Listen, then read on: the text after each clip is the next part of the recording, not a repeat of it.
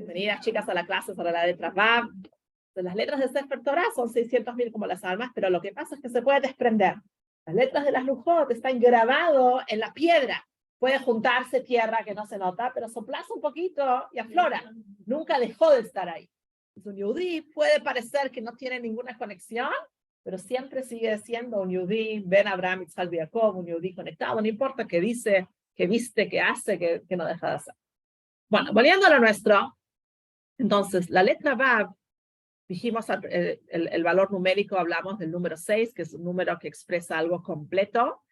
Y muy interesante que todas las 53 parshiot en la Torah, ¿no? Tenemos 53 parshiot. Esta semana leemos 2 juntas, chicas, así que a ponerse las pilas porque son 2 bastante largas. 53 parshiot, todas las parshiot, también con las columnas pasa lo mismo. Hay 200 y pico de columnas en el Sefer Torah. Vieron que uno no está muy cerca, pero de arriba ves que están todos columnados. Son, si no me equivoco, no quiero decir, 200 y pico.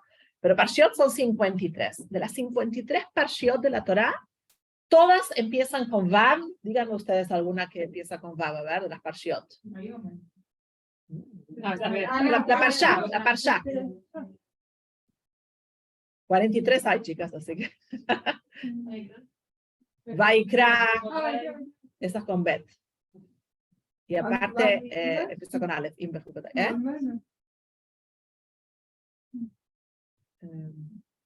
me acuerdo cómo empieza. Vayetze, Vaishla, Vaikra, Ve'ele Shemot Bnei Israel, Vayechi, ¿no? No las conté, pero solamente 10 parshiot no empiezan con la Vav, de las 53. Y miren qué interesante, en el Tanya hay 53 capítulos, en el Tanya, todos empiezan con la Vav, menos 10. Porque la Torah oculta y la Torah revelada, ¿por qué tienen tanta relación con la letra Vav? ¿Qué representa la Vav? La Vav empieza con un puntito chiquito, como una pequeña yud. Muchas letras, chicas, se puede encontrar la yud ahí escondida. Vieron que la vimos en otras letras. La yud representa Jochma, sabiduría. Porque ¿qué es Jochma? Es esa lamparita que se prende, chiquitito, y hay que abrirlo después. Cuando la yud se transforma en Vav, significa que fluye hacia abajo. ¿Qué es la Torah? La Torah es la sabiduría de Hashem. La Torah no es un libro de historia, no es un libro de ciencia, no es un libro de buenos consejos. Es la sabiduría misma de Hashem que fluye a través de los mundos, tal cual el agua que fluye de la montaña. ¿Vieron cuando uno va a la naturaleza, que estás ahí paseando en la mitad de algo y encontrás un manantial y sentís que estás, ¿no?, como conectándote con ese agua de a 3.000, 4.000, 6.000 metros de altura y refresca, ¿no?, y fría? La Vav representa, por eso casi todas las parshiot de la Torah y casi todos los prakim del Tanya representan esta idea del flujo de la Jochma de Hashem que desciende, que emana hacia nosotros. Entonces, wow, ¿no? Cuando uno se sienta a estudiar Torah, y Yetzer Hara nos hace esa cosa de pesadez, y me duermo, y no sé qué, y tengo que cerrar el celular. Pero, ¿qué estamos hablando? Tenemos la posibilidad de conectarnos de este agua fresca que cae de la montaña, ¿no? La sabiduría de Hashem está acá con nosotros. Por otro lado, la letra Vav, el Zohar dice que es la letra de la verdad. Quizás por eso también las 43 parshiot de la Torah empiezan con esa letra. ¿Cómo tiene que ver con la palabra verdad? El valor numérico de Emet, ¿cuál es? Emet es verdad, ¿verdad? 1, Muy bien. 40, Muy bien. 600, 3. 400, ¿no? ¿Quién da más? Ahí está. La última letra que tenemos es 400. 600 ponemos Tav y Reish, por ejemplo. Vamos sumando, ¿no? Entonces, la Emet suma 441. Pero quiero decirlo bien porque era media. Bueno, entonces miren, si uno suma Aleph, Bet, Gimel, Dalet, Hei, Vav, si sumas 1 más 2 más 3 más 4 más 5 más 6, te da 21. Hay diferentes maneras de hacer gimatria. Uno piensa que gimatria es 6, pero hay diferentes formas. Entonces, una de estas es que el valor numérico de Vav es 21. Está la forma de que podés también multiplicar la letra por su valor. Porque aparte Vav se escribe así. Entonces multiplicás 21 por 21. ¿Cuánto da? Vamos, chicas, están todo el día estudiando. 21 por 21. Muy bien, 441. Entonces la Vav esconde en su interior el concepto de verdad. Y saben esto de que cuando uno estudia Torah, cada 40 letras, uno encuentra la palabra emet, ¿no?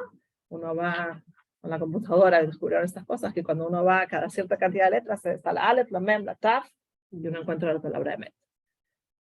Ahora, Yitro, que era el suegro de Moshe, tenía 7 nombres. Uno de sus nombres era Yeter. Cuando él se hizo Yudí, sumó una Vav a su nombre. En vez de ser Yeter, pasó a ser Yitro. Es todo el concepto este de Vav. Cuando Yudí se conecta con la Torah, la verdad, es la sabiduría que desciende. Entonces, por eso es que su nombre cambió de Yeter a Yitro. Interesante porque vieron que muchas veces los Gerim llevan nombres de Ruth, que se convirtió, o de... Nunca escuché a un Ger que se llama Yitro. O nunca escuché a nadie que se llama Yitro. No sé, se perdió por ahí. Y cuando hablamos antes que la Vav es Vav Ajibur, la Vav que une, encontramos, por ejemplo, que la Torah dice Ve'ele Shemot Bnei Israel Abai Mitzrayma. Y estos, empieza un Jumash nuevo. Terminó el libro de Bereshit, fallece la generación anterior, y estos son los nombres de Am Israel que bajaron a Egipto. ¿Qué es y estos? ¿Qué estamos diciendo acá? Que esto está unido a lo anterior. ¿Qué le dio la fuerza a los Yudim, estando en Mitzrayim, de seguir siendo Yudim? Que era una continuidad. No eran un pueblo nuevo, cultura nueva, página nueva. ¿Vieron los Yudim que emigraban de Europa y tiraban por la borda los tefilín? Era algo real, ¿no? Ya está, vamos a un lugar nuevo, lo anterior se fue, se perdieron. No hay un descendiente yudí, esa gente. El yudí tiene que saber que es una continuidad. Ve'ele Shemot Bnei Israel. Y estos son los nombres. Es una continuidad de lo que estamos haciendo antes. Y de hecho, pues al final de Bereshit, pero ya era Mitzrayim, lo que le dio la fuerza a Yosef para no pecar en un momento muy difícil, un chico de 17 años, la esposa de su amo, ¿no? Lo seducía, etcétera, era ver la imagen de su padre Jacob. O sea, el no estar desconectado, el saber de que uno tiene esa fortaleza. Entonces, quizás viniendo de vuelta de Gimel Tammuz, cuando uno está un poquito flojito, acordarse de que el Rebbe quiere de nosotros, ¿no? Como tomar fuerza desde ese lugar. En cambio, por ejemplo, cuando habla de la descendencia de Noah, o sea, estamos buscando parshot en la Torah que están con Vav y sin Vav, ¿no? Cuando habla de la descendencia de Noah, dice Ele Toldot Noah. Esta es la descendencia de Noah. Y no dice BL. Hubo un corte. Hubo Mabul, toda la generación anterior se borró. No hay que llevarse nada, no hay que unirse a nada, hay que empezar una página nueva. En cambio, cuando nace Yitzhak, BL Toldot, Yitzhak ben Abraham, Abraham olito de Yitzhak. Y esta es la descendencia de Yitzhak, porque Yitzhak era una continuidad de lo que venía anteriormente. Yo personalmente creo que es re lindo saber sobre la familia de uno. A veces uno es joven y se cree como muy, ¿no? Caído en reposo, estoy acá en la faz de la tierra, pero llega un momento que a veces, hasta los 120 años, toda la familia, a veces uno no tiene oportunidad de preguntar. Entonces es bueno saber de dónde uno viene, saber historias sobre la familia, ¿no? No importa quién exacto eran o qué hacían, pero es parte de cómo uno llegó a ser quien uno es, ¿no? Yo estoy convencida cuando alguien hace teshuvah porque hay algún nexo, sí, algún eslabón ahí en la familia de alguien especial que ameritó a que su descendencia no se pierda. Lo mismo encontramos en la parshá de Vezot Abraha, la última parshá de la Torah, dice, y esta es la bendición que bendijo Moshe antes de fallecer. ¿Qué es Vezot Abraha? No piensas que Moshe nunca los bendijo antes. Y esta es la Abraha, todo el tiempo los bendecía. Era el Rebbe de la generación, ¿no? Venían todo el tiempo a pedirle brajot y consejos y tropio, que era mucho, etcétera. Esta es la Abraha del final, pero Vezot Abraha era una continuidad de todo lo que venían haciendo antes, ¿no? Entonces, quizás cuando uno está frente a situaciones o decisiones que uno tiene que tomar, la Vav, que parece muy pequeñita y muy sencilla, sí nos puede orientar un poquito. Y esto tiene que ver conmigo. Y esto me conecta. Es algo que no tiene lugar en mi historia, en mi linaje, en quien yo soy, en quien tengo que ser. Y antes mencionamos entonces que la Vav, aparte de ser la Vav que es la que une, también la Vav es la que muta el verbo de pasado a futuro y de futuro a pasado. ¿Recuerdan que dimos el ejemplo de Vehayim Shamoa? Y que era será, y en verdad el verbo originalmente es y fue, pero la Vav y Vayei Bimeachashura, hay un montón de otros ejemplos, obviamente. Pero lo que también representa es una conexión con lo divino. Dijimos que la Vav es la sabiduría de Hashem llegando a nosotros. ¿Quién es aquel que no se define por pasado o futuro? Que el pasado y el futuro le dan igual. Cualquier ser creado no es lo mismo ayer que hoy que mañana, ¿no? Pero que nuestra ansiedad tiene que ver con qué va a pasar mañana y la melancolía con qué pasó ayer y el presente a veces ni nos damos cuenta. Tenemos un conflicto entre los tiempos.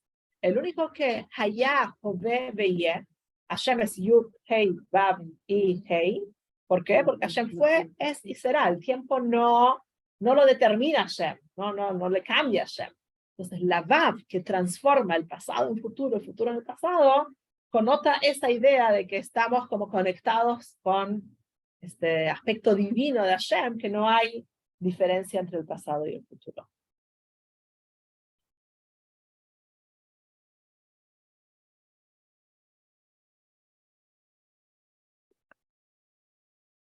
Igual nosotros acá estamos analizando dos aspectos de la Vav, que es Vav Hibur, la Vav que une, y la Vav que transforma el pasado y el presente. Y quiero acercarlo un poquito más a nosotros con dos enseñanzas. La Vav Hibur es esto que antes nos decíamos. ¿A qué me conecto? ¿A qué me uno? Porque quizás vivimos en una sociedad donde nos venden, y a veces hasta ni nos preguntan, y los algoritmos y toda la historia ¿no? nos engancha a conectarnos en demasía, y sabemos bien cómo es hoy en día, a cosas que nosotros mismos a los 10 minutos sentimos lo vacío que estamos, ¿no? Entonces, cuando hablamos de la Vav, es Vav Hibur, ¿a qué me uno? Es mucho más difícil hacerse. El otro día vino a hablar Hani, ¿se acuerdan? Que vino a hablar Hani Gutman, ¿no? Y ella decía que estudiaba la sijá del Rebbe de la semana. Y yo me acerqué y Baruch Hashem es madre de una familia numerosa, es directora de una escuela, dije, Hani, ¿cuándo tienes tiempo para estudiar? Porque ¿no? Yo a veces también quiero estudiar un poco más. Y me encantó lo que me dijo, el ratito entre que mis chicos se van y entro a trabajar, que no es a las 10 de la mañana, es bastante más temprano, este ratito me siento, como que si uno quiere, no es tan fácil caer por default a unirse, a conectarse con pérdida de tiempo total, y mira cómo podés potencializar el tiempo y sacarle el jugo. Entonces la Vav nos hace preguntarnos un poquito, aparte de la linda forma y todo lo demás, tengo semejante riqueza, transmisión de sabiduría de Hashem, verdad que dijimos recién, ¿no? Si buscamos entre la palabra, ¿a qué me uno? ¿A qué me uno que me conecta con esas cosas? O por default uno se une a otras cosas que no nos hacen tan bien, ¿no? Y por el otro lado, y aparte de esto también la Vav, nosotros mencionamos acá dos explicaciones, Vav Hibur y la Vav que transforma los tiempos, pero en el Tanaj hay, según algunas opiniones de comentaristas de atrás, 13 no las quise cansar con ejemplos de gramática, pero 13 usos de la letra Vav, y algunos otros comentaristas, como el Radak, por ejemplo, creo que él decía 17. O sea, hay muchos diferentes usos de la Vav. La pequeñita Vav, al final, puede ser un arma, vieron que a veces los chicos juegan a las cartas y uno dice, pero este no era, no, pero también es esto, pero también es lo otro. También. Bueno, la Vav abre muchas puertas, digamos, tiene esa energía especial. Quiero leerles unas palabras que escribió el rabino Tzvi Freeman, que me parecieron muy lindas, que más o menos lo mencionamos antes, pero me parece muy lindo, y dice así. Crecer y convertirse en un adulto maduro expresa la idea de atraer la yud, que la yud es sabiduría, hacia las emociones. Si estudiamos un poquito de Tanya, sabemos que están las 3 capacidades intelectuales, Chokhmah, Binah, Dat, y están las 6 emociones. Son 7 sefirot, porque la séptima es Malhut, que es como el receptor de todo, pero son 6, netamente hablando, son 6 emociones que la persona tiene. Entonces, si la yud no existe, o sea, si no está la sabiduría, la vav es solamente un palito. Como dijimos, es medio como, no tiene forma, ¿no? Es como solamente emociones que se enfrentan entre sí. Yud es la perspectiva superior de las cosas. el sentido de propósito que da sentido a las emociones y muestra el lugar apropiado para cada una. Muchas veces vivimos en conflicto con nuestras propias emociones. ¿Quién no se sintió un día superado por sus emociones, mal guiado por sus emociones, en explosión con sus emociones? Somos todas mujeres y sabemos muy bien de qué estamos hablando, ¿no? La yud es ponerle este concepto de sabiduría que significa de propósito, ¿no? Las emociones están y no las podemos evitar. Lo que sí podemos hacer es canalizarlas al lugar correcto o adjudicarles la medida, trabajar para que tengan la medida apropiada para eso que uno está enfrentando. Y a veces, entonces, la Bam lo que habla es de nutrir nuestras emociones con el propósito, ¿no? Si, por ejemplo, me queda una cosa muy abstracta, ¿no? Bueno, voy a pensar ahora.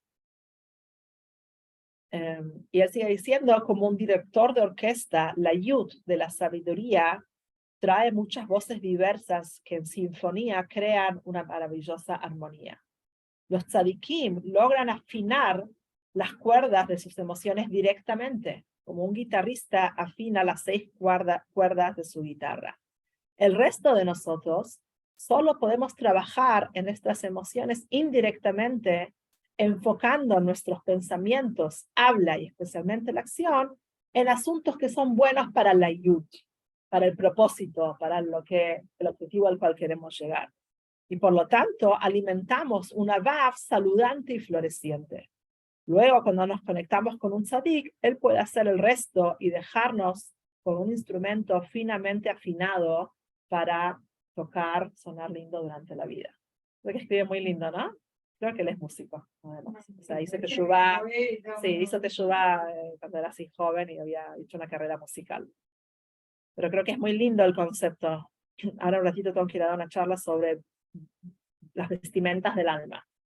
Todavía estoy tratando de dar en mi cabeza justo qué voy a decir, leí un poco, pero así que ayúdenme a hacer mi auditorio un ratito. Pero leí una frasecita que decía que un abuelo hablaba con su nieto y le decía, tengo dentro de mí un lobo feroz y un lobo, ¿no? Dulce y amable, y no sé. Entonces el nieto le pregunta, ¿y cuál va a aflorar ahora? Y el abuelo le contesta, el que yo alimente más. Entonces, si las emociones las dejamos así, ¿no? Sueltas por la vida, es la VAB, donde si le ponemos la yud, con un poquito más de conciencia, esta emoción es apropiada acá, la pasión en esto es lo que quiero tener, el enojo, la severidad, va por acá, no va por acá. A veces es muy difícil, porque a mí me pasó ayer que tuve un conflicto con uno de mis chicos porque quería ver el partido, que yo no quería que lo vea, no sé qué. Pues a veces uno no sabe si la emoción, por ejemplo, de rigurosidad, si es la apropiada o no la apropiada. Y aparte los chicos saben tocar todos los hilos para que el violín empiece a sonar no tan armonioso, ¿no? Pero ahí es cuando uno piensa con la cabeza, ¿cuál es mi intención? O sea, mi intención es, ¿no? Que lo que yo creo que es apropiado, no importa el escenario, ¿no? Si va por acá, entonces ahí como que la yud ilumina y hace que sea más, que fluya mejor esa sensación, ¿no? Ese sonido. Segundito, ¿qué hora tenemos anunciado? Sí. Okay.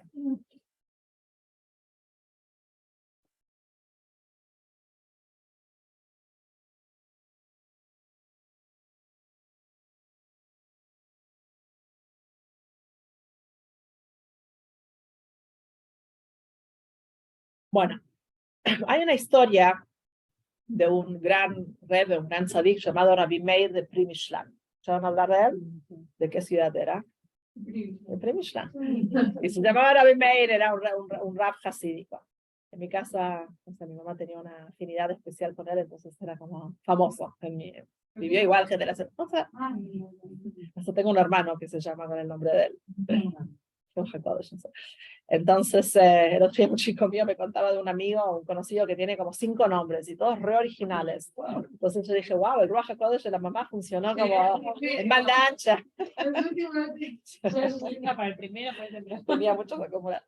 Bueno, pero Rabbi Meir de Primishlan vivía en esta ciudad, y había una montaña que arriba de la montaña estaba la mikve de la ciudad.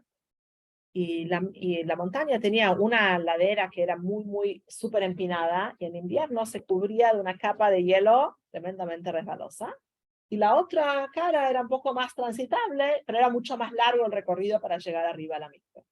Y Rabbi Meir ya era un hombre anciano, ¿y por dónde escalaba la mikve? Por esa ladera súper empinada, totalmente con esta capa de hielo.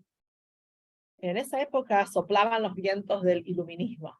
Ustedes habrán leído quizás un poquito sobre el movimiento del iluminismo, la Haskalah, que empujaba mucho a los hijos de familias de los pueblos de Shtetl, que estaban muy sumergidos en el estudio de Torah, etcétera, a adquirir conocimiento, a viajar a las grandes ciudades, estudiar carreras, ¿no? Cambiar su mindset judío, ¿no? Cerrado a todo lo que es la apertura del mundo. Y muchos chicos se perdieron del camino de Torah.